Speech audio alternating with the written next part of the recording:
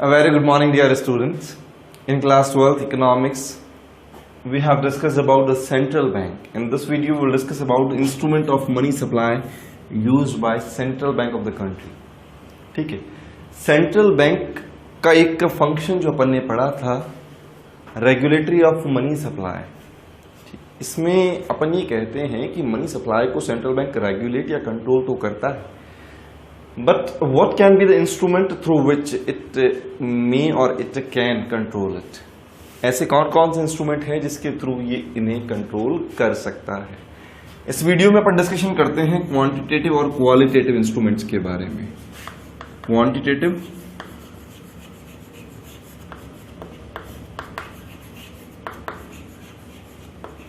और qualitative.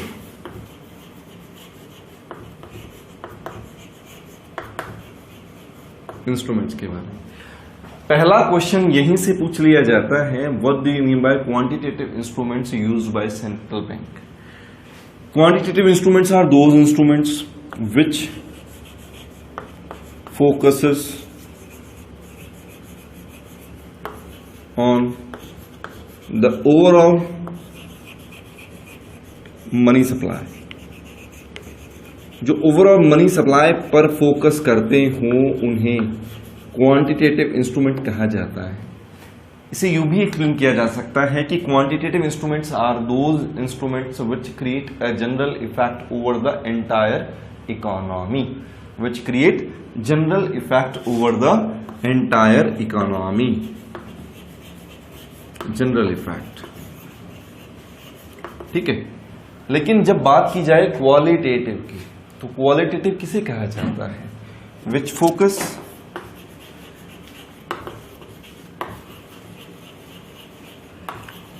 on a specific segment. जो किसी पर्टिकुलर सेगमेंट को इफेक्ट करता हो, जो पर्टिकुलर इफेक्ट क्रिएट करता हो, उसे कहा जाएगा क्वालिटेटिव इंस्ट्रूमेंट. Particular effect. तो क्वांटिटेटिव कौन से हुए? Which create general effect over the entire economy और which focus on the overall money supply. लेकिन क्वालिटेटिव इंस्ट्रूमेंट्स कौन से हो जाएंगे? क्वालिटेटिव. क्वालिटेटिव का मतलब क्या हो गया? जिसका इफेक्ट किसी एक पर्टिकुलर सेगमेंट पर आना है, यानी कि इफेक्ट पर्टिकुलर होगा.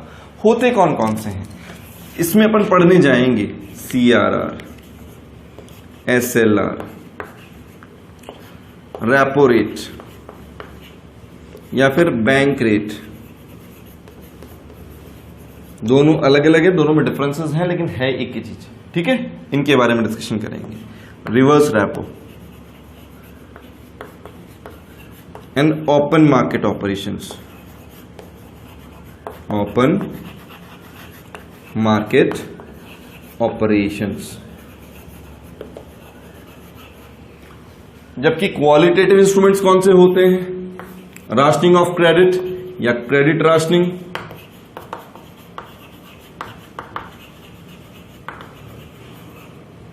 मार्जिन रिक्वायरमेंट,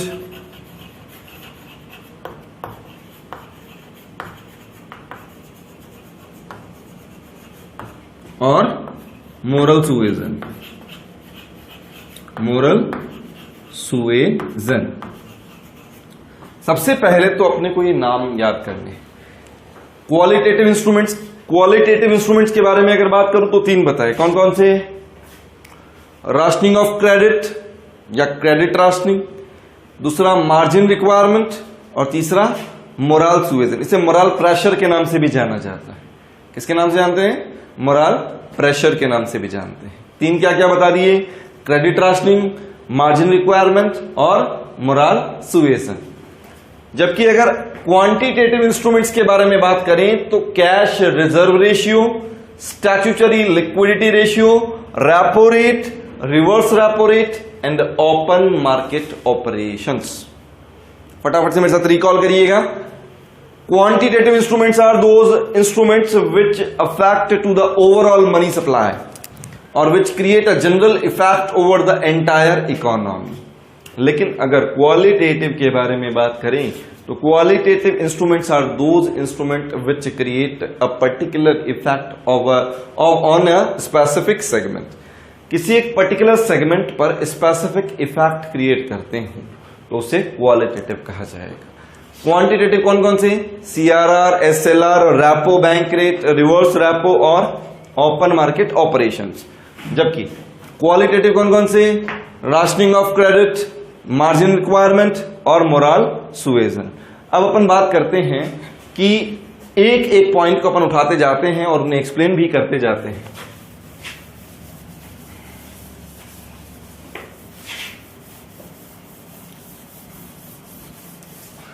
सबसे पहले लेते हैं अपन CRR, कैश रिजर्व रेशियो। इसे क्या कहते हैं? कैश रिजर्व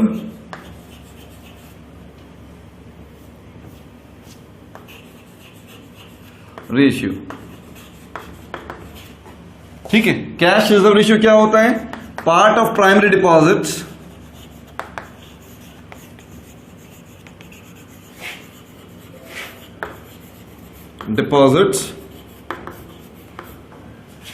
which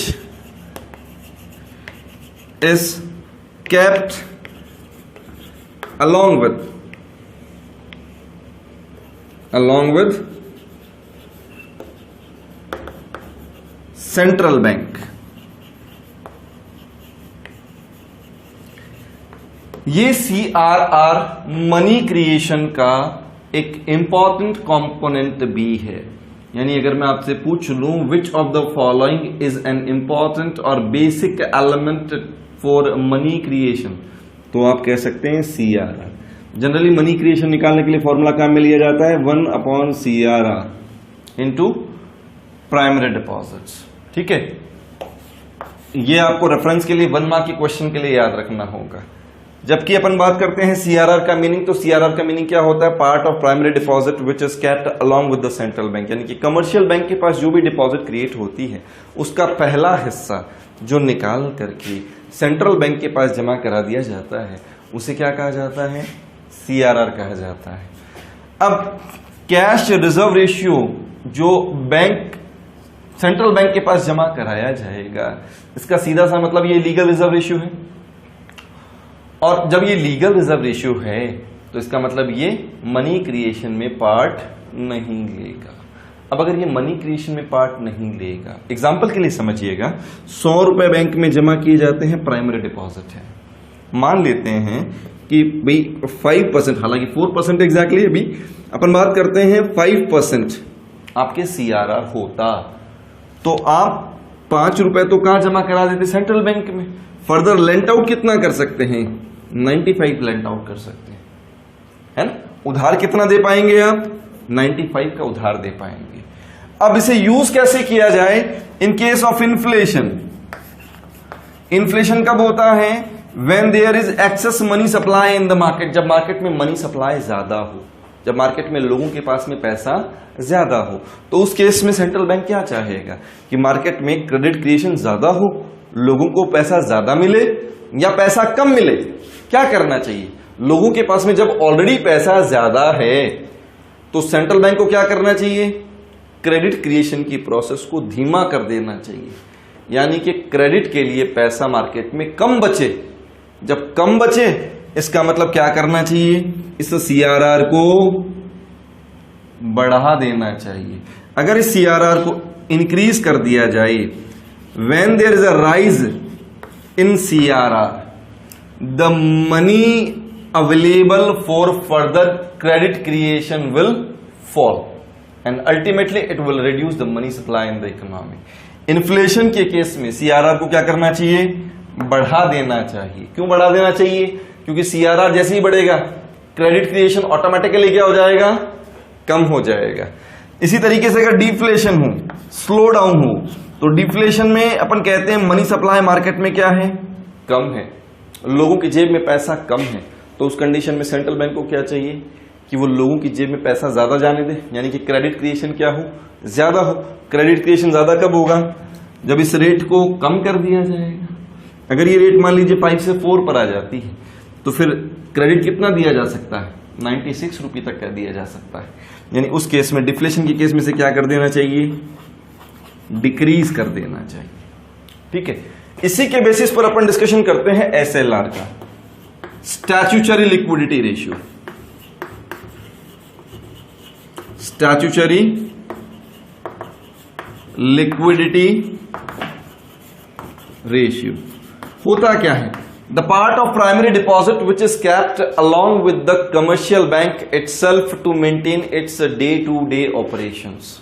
क्या बोला मैंने, part of primary deposits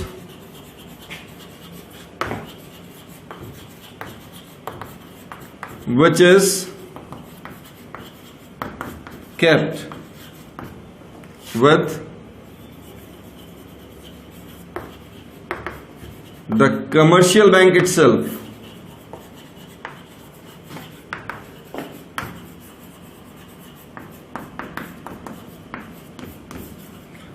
to maintain its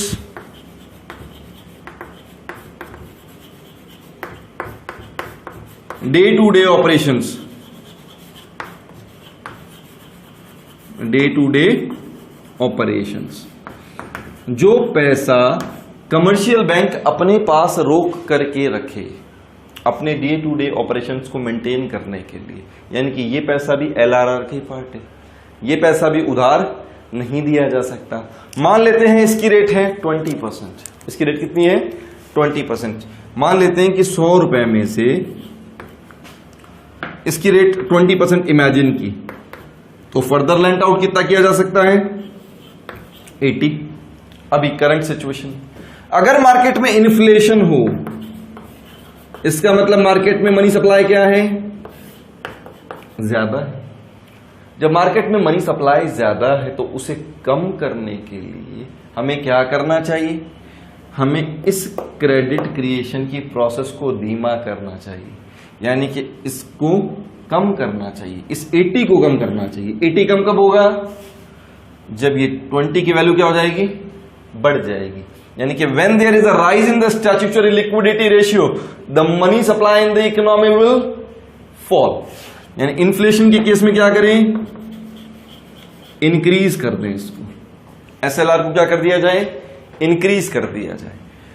जबकि डिफ्लेशन के केस में क्या करें, डिफ्लेशन में मार्केट में मनी सप्लाई क्या होती है, कम होती है। जब मार्केट में मनी सप्लाई कम होती है तो लोगों की जेब में पैसा ज्यादा देने के लिए अपने को इस 80 रुपये को इंक्रीज करना पड़ेगा, यानी क्रेडिट क्रिएशन को बढ़ाना पड़ेगा। क्रेडिट क्रिएशन कब बढ़ेगा, जब ये SLR की वैल्यू क्या हो जाए, कम हो जाए। यानी कि इसको क्या कर देना चाहिए, डिक्रीज कर देना चाहिए। इसको क्या कर देना चाहिए, डिक्रीज कर देना चाहिए। अभी अपन ने डिस्कशन किया CRR SLR को लेकर के, अब करते हैं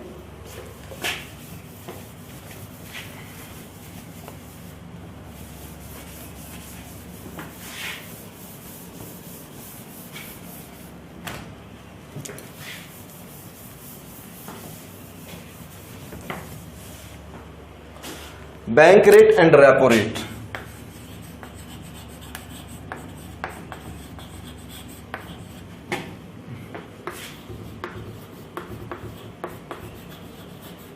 देखिएगा एक बार के लिए समझ लीजिए, ये है सेंट्रल बैंक,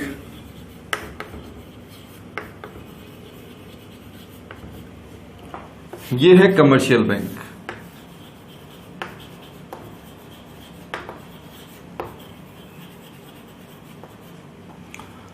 कमर्शियल बैंक्स को जब लोन चाहिए तो वो अपनी सिक्योरिटी रीफाइनेंस कहां से कराएंगे, कमर्शियल बैंक अपनी सिक्योरिटीज देंगे। क्या देंगे, सिक्योरिटीज। और क्या ले सकते हैं, सिक्योर्ड लोन ले सकते हैं। क्या ले सकते हैं, सिक्योर्ड लोन ले सकते हैं कमर्शियल बैंक। तो क्या सेंट्रल बैंक ये सिक्योर्ड लोन फ्री में देगा, नहीं, it will charge interest on this secured loan. इस सिक्योर्ड लोन पर भी क्या चार्ज किया जाएगा, इंटरेस्ट चार्ज किया जाएगा। तो वो जो इंटरेस्ट होगा उस इंटरेस्ट को क्या कहा जाएगा, इंटरेस्ट ऑन सिक्योर्ड लोन को क्या कहा जाएगा, रेपो रेट कहा जाएगा। क्या कहेंगे इसको, रेपो रेट। यानी कि रेपो रेट को अगर एक्सप्लेन करना हो तो कैसे करेंगे, the interest rate which is charged by central bank on a commercial bank over secured loans, that is repo rate. और the interest rate for refinancing the securities of a commercial bank, the interest rate charged by central bank on commercial bank for refinancing the securities of commercial bank is known as repo rate। ये repo rate कहलाता है। और अगर इसी के दूसरी चीज के बारे में बात करें, बैंक रेट के बारे में बात करें, तो कहानी तो यही है, सेंट्रल बैंक, ये कमर्शियल बैंक।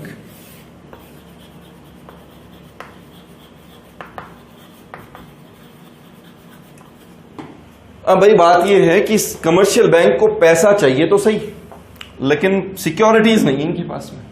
जब सिक्योरिटीज नहीं है तो सेंट्रल बैंक तो क्योंकि लेंडर ऑफ लास्ट रिसोर्ट भी है, तो ये क्या करेगा, अनसिक्योर्ड लोन भी दे सकता है। ये क्या करेगा, इसे अनसिक्योर्ड लोन देगा, अनसिक्योर्ड लोन्स देगा। इमीडिएट रिक्वायरमेंट को फुलफिल करने के लिए जो लोन्स दिए जाते हैं वो आपके लिए अनसिक्योर्ड लोन दे दिए जाते हैं। जब अनसिक्योर्ड लोन दिया जाएगा तो क्या फ्री में दे देंगे, क्या नहीं ना, इस पर भी इंटरेस्ट चार्ज करेंगे।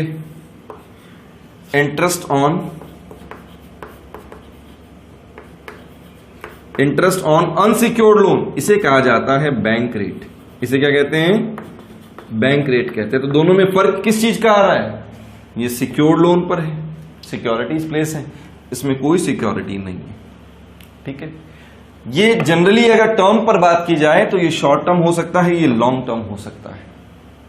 और वैसे कई बार इमीडिएट रिक्वायरमेंट को फुलफिल करने के लिए भी बैंक रेट चार्ज की जाती है या अनसिक्योर्ड लोन्स दिए जाते हैं। दोनों में से सिक्योर्ड कौन सा है, ऊपर वाला जो सिक्योर्ड है। इसका मतलब यहां पर सेंट्रल बैंक की रिस्क कम होगी। अगर सेंट्रल बैंक की रिस्क कम होगी तो हमेशा क्या होगा, ये जो इंटरेस्ट होगा वो इस इंटरेस्ट के कंपैरिजन में कम होगा। यानी कि उस कंडीशन में क्या होगा, रेपो रेट हमेशा क्या होनी है, रेपो रेट हमेशा कम होनी है बैंक रेट से। क्यों होनी है, because this one is secured और दिस वन इज अनसिक्योर्ड। अब अगर अनसिक्योर्ड, इसका मतलब यहां पर रिस्क का प्रोपोर्शन ज्यादा है। अब अगर रिस्क का प्रोपोर्शन ज्यादा है तो सेंट्रल बैंक इंटरेस्ट भी ज्यादा चार्ज करेगा। इसके बारे में अगर लिखते हैं, बैंक रेट क्या है,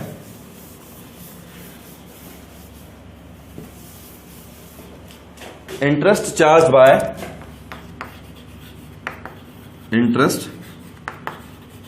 bye central bank on commercial banks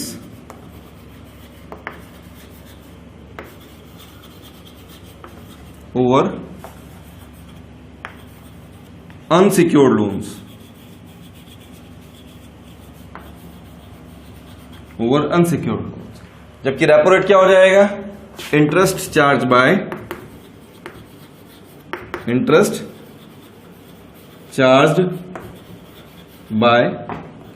central bank on commercial banks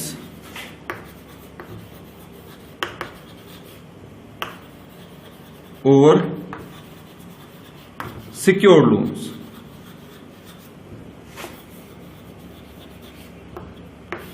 इसको यूं भी कहा जा सकता है, cost of refinancing securities of commercial bank,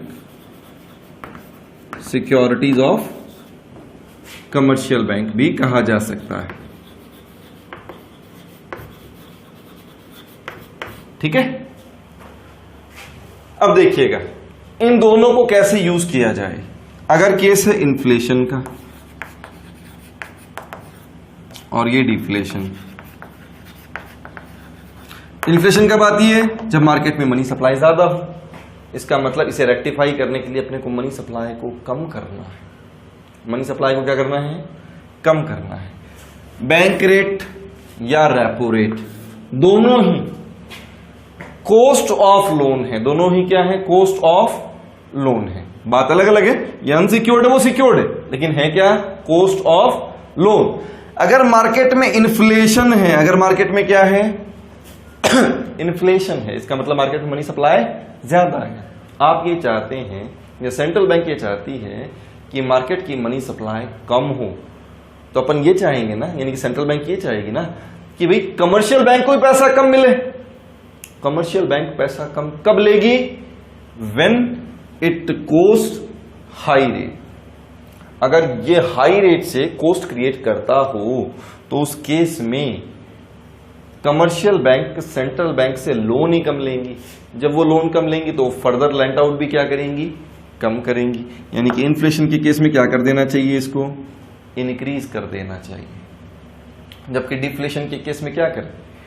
जब मार्केट में मनी सप्लाई लो है, in that case central bank will have to provide loans at the lower interest rates. क्या करना चाहिए? लोन्स लो इंटरेस्ट रेट पर प्रोवाइड करवाना चाहिए, जिससे कमर्शियल बैंक क्या करेगी? लोन ज्यादा लेगी। जब कमर्शियल बैंक लोन ज्यादा लेगी तो फर्दर लेंट आउट भी क्या किया जाएगा? ज्यादा किया जाएगा और मनी सप्लाई को इंक्रीज किया जा सकता है। यानी इसको अपने को क्या कर देना चाहिए? डिफ्लेशन के केस में कम कर देना चाहिए। किसको? बैंक रेट को कम कर देना चाहिए। सेम केस रेपो रेट वही है, कॉस्ट ऑफ इंटरेस्ट है। तो इन्फ्लेशन के केस में क्या करना चाहिए? इन्फ्लेशन के केस में क्या करो? लोन पर इंटरेस्ट रेट बढ़ा दो। जब लोन पर इंटरेस्ट रेट बढ़ जाएगा तो कमर्शियल बैंक लोन ही कम लेंगे, फर्दर लेंट आउट कम करेंगे, मनी सप्लाई कम हो जाएगी। यानी कि इन्फ्लेशन के केस में से इंक्रीज कर दिया जाए। जबकि डिफ्लेशन के केस में क्या किया जाए? डिफ्लेशन के केस में जब मार्केट में मनी सप्लाई लो है, तो मनी सप्लाई अगर लो है तो क्या करना चाहिए? उसे इंक्रीज करने के लिए सेंट्रल बैंक को रेपो रेट को कम कर देना चाहिए, जिससे कमर्शियल बैंक्स सेंट्रल बैंक से लोन ज्यादा लेंगी और फर्दर लेंट आउट भी ज्यादा करेंगी। डिफ्लेशन के केस में से कम कर दें। अब इसके नेक्स्ट इंस्ट्रूमेंट्स के बारे में अगर अपन बात करें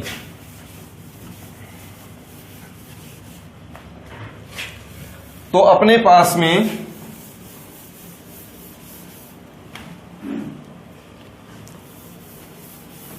रिवर्स रेपो और ओपन मार्केट ऑपरेशंस आते हैं। क्या आते हैं?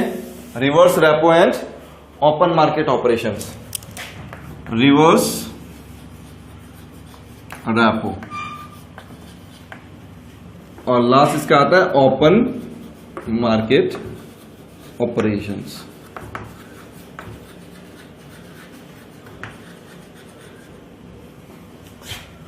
रिवर्स रेपो क्या? ये central bank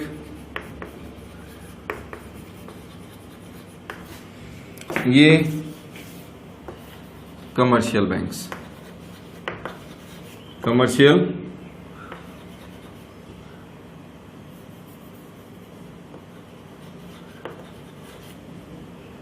banks. Central bank जो है वो बैंकर ऑफ बैंक भी है, बैंकर ऑफ बैंक्स भी है। इसका मतलब commercial bank will deposit their excess savings with central bank. ये डिपॉजिट्स यहां जमा कराएंगे। जब डिपॉजिट्स जमा कराएंगे तो क्या इस पर इंटरेस्ट दिया नहीं जाएगा? दिया जाएगा ना।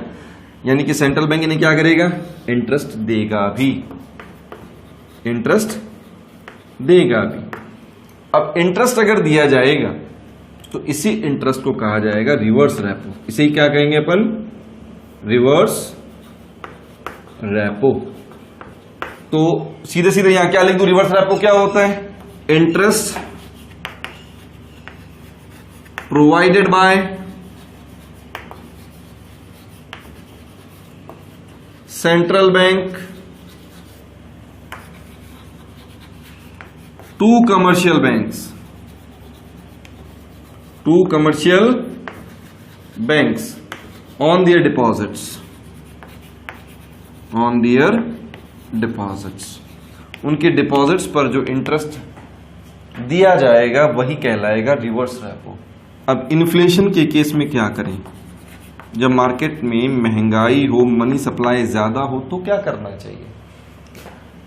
कमर्शियल बैंक अपने डिपॉजिट्स को या तो सेंट्रल बैंक के पास रख सकता है या फिर क्रेडिट क्रिएशन में काम में ले सकता है, या फिर क्या कर सकता है, क्रेडिट क्रिएशन में काम में ले सकता है, इकोनॉमी में वो पैसा डाल सकता है।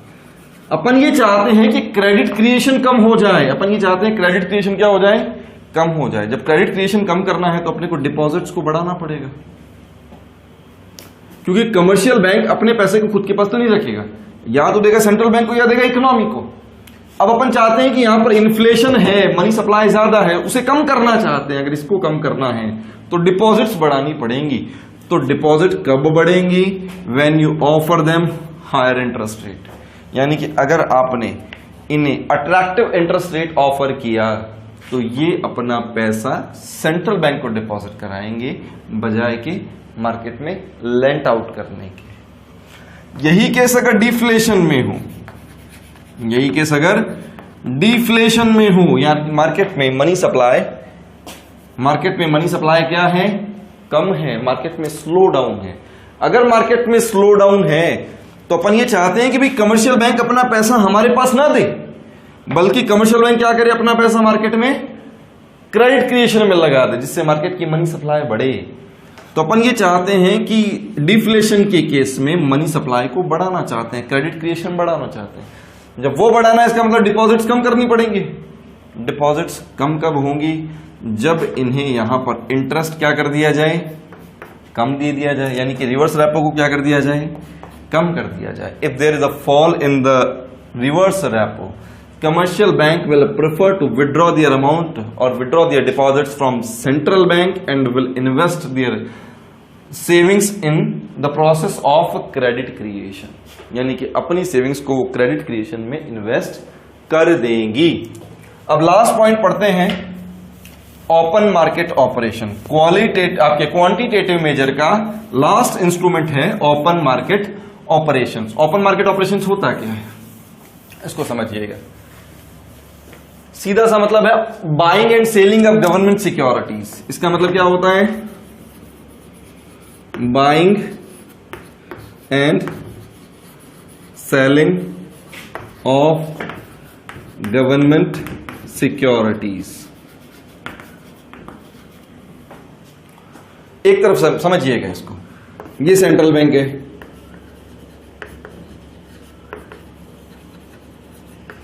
ये पब्लिक है,